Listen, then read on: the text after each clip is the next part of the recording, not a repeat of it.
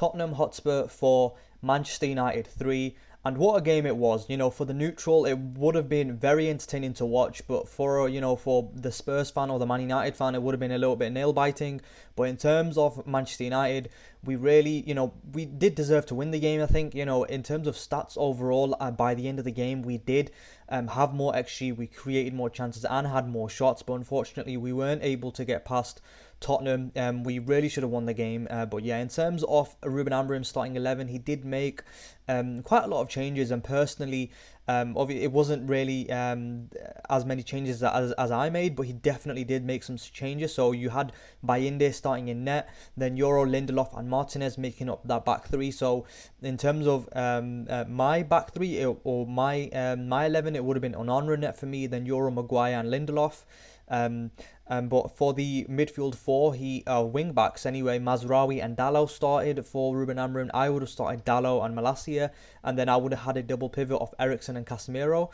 But Ruben Amorim went for a double pivot of Eriksen and Ugarte, and then Anthony, Bruno and Højlund up front. Then I would have gone with Anthony, Garnacho and Zirkzee up front. So I would have made a couple more changes than Ruben Amorim, but nevertheless, I still think the side that Ruben Amorim did put out, it should be good enough to be beating Spurs, but unfortunately we did give up like 4 very poor goals in my opinion, but Spurs also gave up poor goals on their side as well. So Spurs unfortunately did take the lead 15 minutes into the game. Maddison works a free kick on their left, short to Son before the South Korean plays it back across.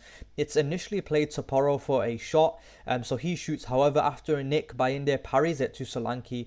And Solanke is on his toes to fire the rebound in off the base of the right post, and that was Solanke's first goal of the competition this season. And in terms of the goal that United conceded, the first one, Solanke, it was poor from Bayinde, that his shot was parried straight to Solanke. I think Bayinde has to push that out further, so that Solanke can't get a rebound. It was basically a very poor save in my opinion, and I think Onana does a better job from that shot that Bayinde basically failed to.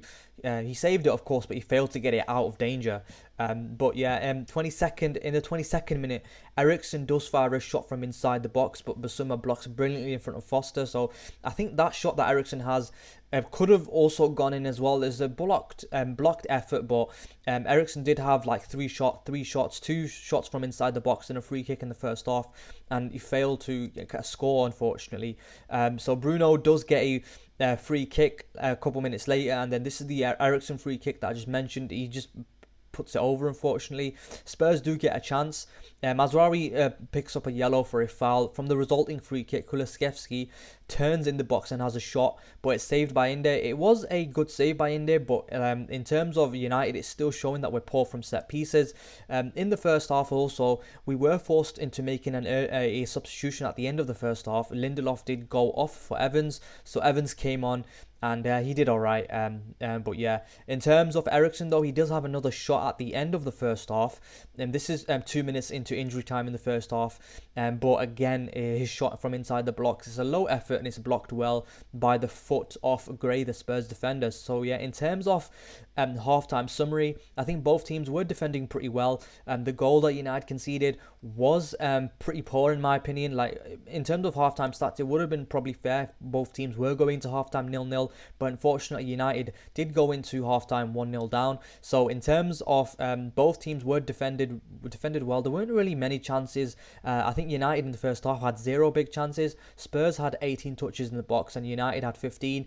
Both sides kind of lacked quality, and United were not too threatening in the first half. In terms of expected goals, Spurs had 0.46 and then United had expected goals of 0.30. So yeah, in terms of Eriksen, he did have 2 shots. He had 3 shots, 2 inside the box and that free kick, and I think he should have scored at least 1. But yeah, in terms of the hosts, the Spurs took the lead in just 15 minutes, coming from a formative sparring session to see Maddison work a short free kick on the left to Son. He then found Bissouma, who laid off the ball to Porro to shoot from range. As Bayinde was forced to parry down to his left, Solanke was ready for the rebound and he fired home. So in terms of that, There weren't many kind of too many chances. United were kind of moving the ball pretty well in the first half, I felt like. But in terms of stats, if you have a look at them, we didn't have a shot on target, unfortunately. So I'll just pull the stats up right now. That's the starting 11 that Ruben Amorim did go for. So in terms of changes from my one, like I said, in terms of I would have started Zirkzee. I would have started Zirkzee, Garnacho and Anthony in the front three positions, then Dalot and Malacia as the wing backs, then Ericsson and Casemiro in the centre of the pitch, then back three of Euro, Maguire and then Lindelof, then Onan, Renette. I think Bayinde did have a poor game, unfortunately, but yeah, in terms of my lineup, let me just pull that up on screen right now. That's my one right there that I would have gone for.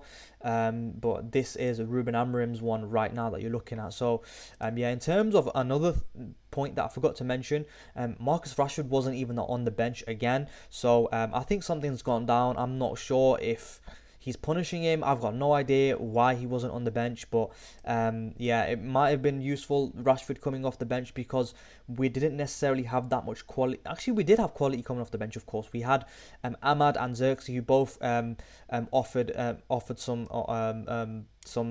quality going forward, but maybe Rashford would have been a decent option as well off the bench. But unfortunately for Marcus Rashford, he wasn't even on the bench. Ruben Amorim didn't even decide, he didn't even want to take him. So yeah, a little bit unfortunate for him. I don't know how that's going down.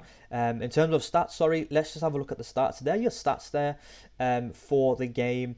You've got United with 7 shots, 0 on target, unfortunately.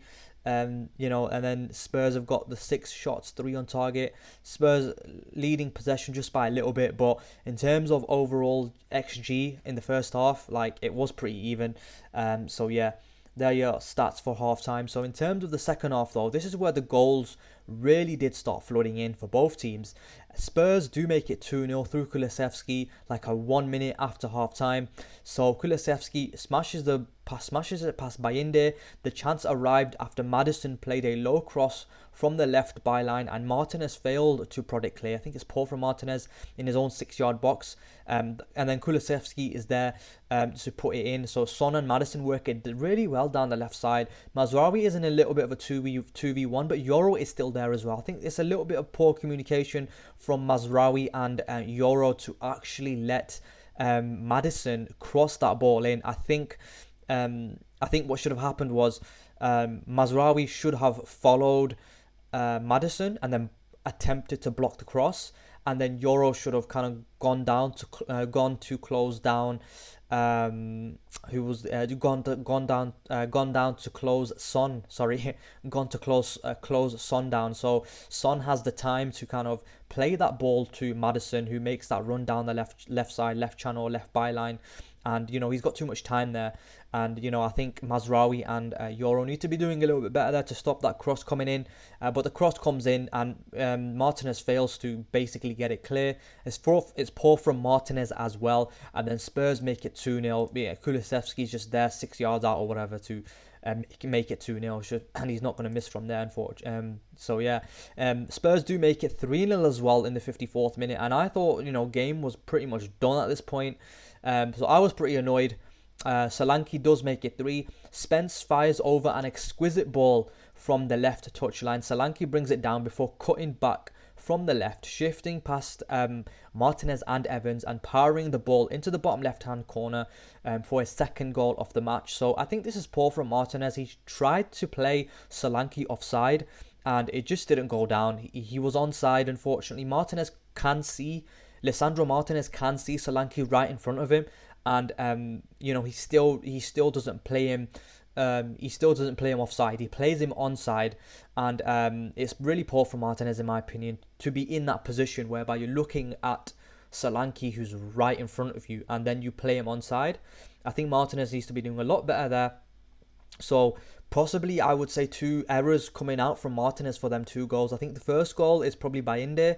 But Bayinde's fault that he fails to kind of get it clear. Then the second 2 goals that Spurs score to make it 2-0 and 3-0, I think it's Martinez's fault. For not wholly Martinez's fault for both of them, but I think he's played a big part in conceding them 2 goals. Manchester United do make substitutions though after that. In the 56th minute, Anthony Eriksson and Højlund do go off for Amad, Mainu and Zirkzee, and these 3 substitutions definitely did make a lot of difference. So Dalot in the 62nd minute puts in a cross for Zirkzee. It's a really good ball into the box, but Zirkzee has to generate all the power to get the shot on goal, and then Forster has to save it well. He dives down to his, I think it's his left hand side, and he has to parry it away. And then, so it was a good header by Zirkzee, into the ground, and Forster has to make a good save. But Zirkzee does get a goal to make it 3-1. So Spurs are just absolutely shocking here. I don't know what they're doing. Forster and co are trying to play out from the back from a short goal kick. Fernandes robs the ball from before squaring from the left byline. So from the left hand side, Forster plays a ball. It would be to his right, and then obviously down Manchester United's left. Fernandes comes in down the left side, gets in front of the Spurs defender, I forgot who it is now, and then he squares it right across the box, and Zirkzee is there to tap home, basically an open net for his first goal of the League Cup this season. Spurs try to play out from the back. Forster gives it away to Bruno, who squares it to Zirkzee, and he scores, puts it into the empty net. It's just shocking defending by Spurs. I can't believe that we actually did score from that. Man United do get another chance in the 67th minute. Zirkzee drives down the left before putting it back across. Basuma is there to put it out for a corner, but Forster is has Forster scampering for it. In the next phase, Diallo fires a deflected effort off Maddison just wide of the left post, and that could have easily gone in, that deflected effort from Amad Diallo. Amad Diallo definitely make a lot of difference when he came on. Possibly we would have won the game if he started, but if buts and maybes, difficult to say, especially with the goals that we conceded. To go 3-0 down, the goals we conceded were very poor. But United do make it 3-2 in the 70th minute, and then it was basically game on. I think from that point onwards, from when he scored this second goal, it was basically all United in the ascendancy, up until obviously Spurs scored again to make it 4-2. But I don't know what Spurs were doing again. Gray plays the ball back to Forster, and the keeper takes too long on it. Amad Diallo slides in. The ball ricochets off the Ivorian, and United are firmly back in it. Amad Diallo puts pressure on Forster and gets a goal. It's absolutely shocking defending from Spurs. Absolutely shocking from Forster. I don't know what he's doing, but Amad Diallo is there. My man is there to make it 3-2. And then Man United make another substitution. This time Ugarte comes off for Garnacho, and Garnacho comes on. Bruno Fernandes then drops into the double pivot. So then you've got a pivot off Bruno, and I forgot who else is in midfield. But Bruno and Mainu in that double pivot, for the remainder of the match.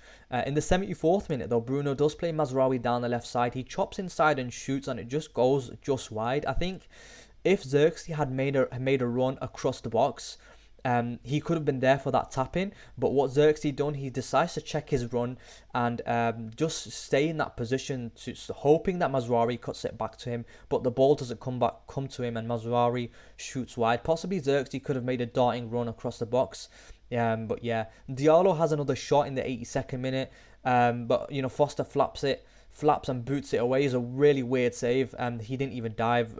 Maybe it swerved a little bit, I'm not sure, but this is probably the final nail in the coffin. In the 88th minute, Son scores from a corner, and it's absolutely just abysmal defending in my opinion. I think Bayinde is very poor on this one. He was complaining, Bayinde was complaining that he was fouled, but the reality is he just lost flight of the ball. That's the reality of the situation. Like, he completely lost flight of the ball, and he tries flapping at it, the ball goes straight over him, and Spurs make it 4-2, and that's basically game, set and match. But United in the 94th minute do grab another one. What a mad game. Man United make it 4-3. Diallo swings in a really nice corner from the right hand side of his left foot, and Porro missed it at the front post, while Evans was primed to nod it past a flailing Forster. An absolutely ridiculous game, and it basically ends 4-3. And I'll be honest, I am disappointed that we did lose this game, because in terms of XG, chances created, shots on target, we pretty much we topped Tottenham in all them things. Even though Tottenham, the goals that obviously, like the goals that United scored, the goals that we scored, the 2 goals, they came from goalkeeping errors from Foster. The third one that we scored was a set piece. So in terms of all 7 goals this match, I think all of them were pretty poor in terms of like defensively. But yeah, in terms of player ratings, maybe we should have a look at that. In terms of the player ratings, I think there are some kind of not really decent player ratings here that we have for United. So let's just take a look at that right now. So Bayinde, he's got a 3.5 here. Errors led to goal 1. So it's definitely 1 error that led to a goal. Possibly 2. I would say 2 errors that led to a goal. I think the first one, which he fails to parry away, and then the fourth one, the Son corner, I think that's 2 errors leading to goals. Here there's just 1, but he did not have a good game whatsoever. Accurate passes, 17 out of 28. Not really good at playing out from the back. Accurate long balls, 2 out of 12, and he's just not good enough in terms of a playing out from the back. You want to keep, in this day and age, you want a keeper that can play out from the back, and he just isn't it. Like, he's just not it. Euro, he was alright, 92% pass accuracy, 68 out of 74 accurate passes, 88 touches, tackles 1 out of 3. Duels, he did win the majority of his duels, which is good. He won 6 out of 9 duels, so he was alright.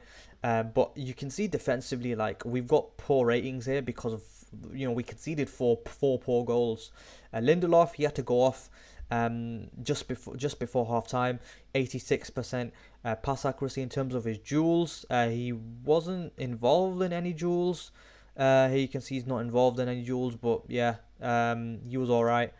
Martinez, I think, was poor. I think he had a poor game. I think at least 2 goals were kind of his fault, not directly his fault, but he did play a part in us conceding at least 2 of the goals. In terms of his duels, he's won 4 out of 7. Mazraoui, I think this is probably his worst game in a United shirt, to be honest. Like, I don't think he was that great. 80% pass accuracy. He lost the majority of his duels, so he's won 6 out of 15 duels he's won there. So in terms of duels, that's not great. I'm expecting more from a player of his caliber and his quality, but this is probably his like worst game of the season so far. And most games he's like a 7 or an 8 out of 10. Eriksen was a little bit quiet. He did have these 2 shots here. I think maybe he should be scoring from one of these 2 shots. But they were both of these shots were blocked. He does have a free kick, which just still goes slightly over the bar. But yeah, I think maybe these 2 shots that he has here, he needs to be scoring them. And they were both on his left foot, so it's his weaker side. So in terms of his duels, he did win 1 of his duels, and he was only involved in 1. 88% pass accuracy. He played 56 minutes as well. Ugarte, 85% pass accuracy. Again, he was alright. I think maybe tackles 1, he needs to be winning a little bit more tackles there. Duels 1, he did win the majority of his duels, 7 out of 13 duels. So yeah, Dalot, he's got 7.2 here. I think he was alright. He's getting involved a lot playing down this left side, Dalot. I just don't think he has the quality in this left wing back position. I think we need to get a proper left wing back that actually has quality in the final third. Maybe play Garnacho there, but I don't think Garnacho has the quality either. He's got 84% pass accuracy. Touches in the opposition box 5, so he's getting down into the box. Only 1 out of 6 accurate crosses, so that's not great. Accurate long balls 2 out of 5 as well. Duels, he's only won 3 out of 8 duels. So I think in games that we're losing duels, we're not gonna be winning. Anthony, I think Anthony was poor. I think he's more suited to playing the right wing back position because he's got more space there. I think when Amad came on in place of him, you could definitely see the quality in difference there that Amad has. Amad was just absolutely immense when he came on. Anthony with the 87% pass accuracy there as well. touches in the opposition box. He's only got 1 touch in the opposition box. That's not good enough for your attacking 10s, in my opinion. I think that needs to be better. In terms of his duels, again, he's lost the majority of his duels. 4 out of 14 duels he's won there. That's not good enough, in my opinion. He needs to be winning more duels. Fernandes, he was alright, I suppose. Probably like, I would say the best of a bad bunch, Bruno Fernandes, in my opinion. He lasted the full 90 minutes, created 3 chances. In terms of his accurate crosses, this is poor, this one. 0 out of 8 accurate crosses, so not great. Pass accuracy, 87% as well. So that's not too good, in my opinion.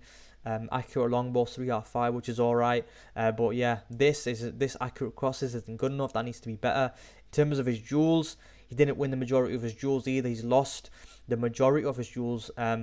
3 out of 9 duels won. I think that needs to be better. Højlund was quiet as well when he was on the pitch. Only lasted 56 minutes. I think we need to be playing to our strikers' strengths more. And they need to be getting on the end of chances and not necessarily linking play that much. But in terms of accurate passes, he's got 67% there. Duels, he's won 2 out of 5. So again, it's not great really.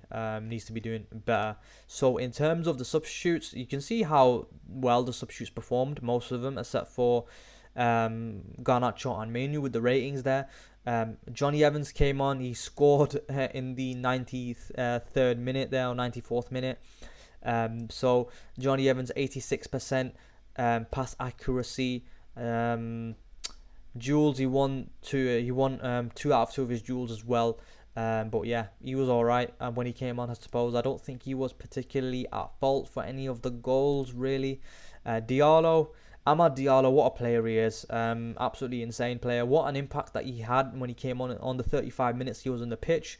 He grabbed in a goal, he grabbed an assist. 8 out of 10 accurate passes. He was a threat, absolute threat when he came on. And that goal that he scored, absolutely hustling. What's his name? Foster, the keeper, Spurs keeper. Yeah, he had 5 shots there as well, as you can see. So he done really, really well, in my opinion.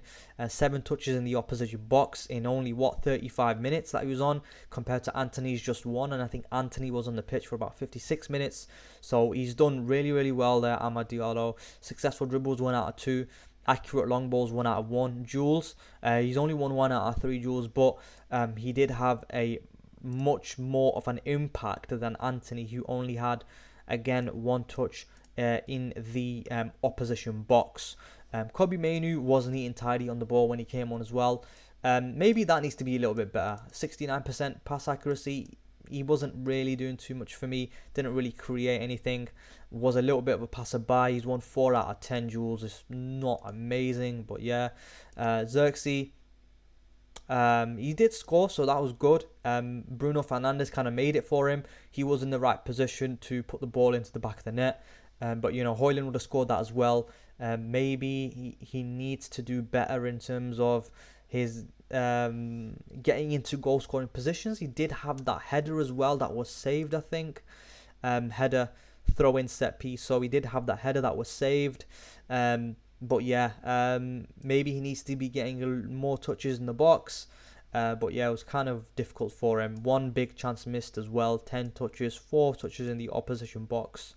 Yeah, maybe could be doing a little bit better. But he was only, not much can be said about Zirkzee. Garnacho, I don't think he offered really that much when he came on. So I think it was a little bit of a poor performance from him. He's only won 1 out of 4 of his duels. He didn't create any chances either. So chances created 0. You're coming on to the pitch to have an impact, to create chances and to offer something down that left side. And he didn't really offer anything down that left side. I think it was the Dalot side that he came on. So he started playing in this left inside 10 position. So we finished with a front 3 of Garnacho, Zirkzee, and Amad. And Amad had a much larger impact than Garnacho. Possibly Rashford might have had a better impact, but like I said, if, buts and maybes, so you can't really say for sure. But yeah, in terms of Spurs, I think Foster, Fraser Forster or whatever, Fraser Forster, yeah. He had a very poor game, like 2 errors leading to goals. I think both keepers, Bayinde and Foster had poor games. You know, they both had errors leading to goals. But yeah, in terms of he had a poor game in my opinion. In terms of Solanke did have a decent game. He's got 2 goals there, and you know, he did score. I think he scored at Old Trafford as well. So this guy is decent. I think Solanke is a decent striker. He definitely had an impact. Look at that. He's won the majority of his duels as well against the back three. He did make it troubling throughout the 90 minutes for the back three, for Euro, for Lindelof and Martinez, and then for Evans as well. He did make life difficult for them. So yeah, in terms of if you have a look at the stats as well, we did basically dominate in terms of, look at that, expected goals. We higher expected goals, more shots. Obviously, Spurs have got more shots on target here, but overall we've got more shots. They are a little bit scarce, a couple of them from outside the area here, and maybe we need to be getting more shots inside the penalty box. But yeah, shots on target, Spurs do have more. Big chances, we've got 4. Big chances missed, 1. Accurate passes, 83%, 400 accurate passes there. In terms of shots inside the box, we've got more shots inside the box, more shots outside the box. Obviously, we've got more shots overall. In terms of expected goals as well, you can see how we're dominating the expected goals here. 2.56, 1.97 for XG open play, set play 0.6, non-penalty XG 2.56, and then XG on target 2.67 as well. So we did basically dominate in terms of in terms of XG and creating opportunities. Not necessarily possession wise, it was pretty even possession wise, but yeah, in terms of overall duels, Spurs did win more duels though. Unfortunately, you can see Spurs are topping us in duels won, and that's probably why we've lost this game. We probably didn't win enough duels in the midfield and in the defense as well. Obviously, Solanke getting the better off the 3 centre backs and then scoring 2 goals, and then Bayinde and Martinez, I think, particularly had poor games today. But yeah, I think that was poor from them. You can see 57 duels won, 47 ground duels, 1 aerial duels, 110, and then successful dribbles as well, 11 for Spurs. So I think all in all, I think Spurs probably, I think, you know what, I think we did deserve to win the game, I'll be honest. But you know, if you're gonna give poor goals away like we did, then you know you're gonna get knocked out the cup competition. But yeah, in terms of the League Cup, of course, Spurs, Liverpool, Newcastle, and Arsenal have progressed into the semi-finals of the EFL Cup. Unfortunately, for us, we are knocked out. So the tie is also as Tottenham versus Liverpool, and for the semi-final, and then Arsenal versus Newcastle for the other semi-final. So yeah, it's very unfortunate, very disappointing that we have been knocked out the EFL Cup, because even though it's a Mickey Mouse Cup or whatever, I still want United to be winning major honours and major trophies, because that's what football's all about. It's about winning. It's about winning football matches. It's about winning honours. It's about winning trophies. And unfortunately, we weren't able to do so today. So yeah, in terms of what's up next for United, we are up against Bournemouth in the Premier League on Sunday. So I'll catch you for that one. So that's it from me. Disappointed, but yeah, it is what it is. If you enjoyed this video, leave a like, comment, and subscribe, and I'll catch you in the next one.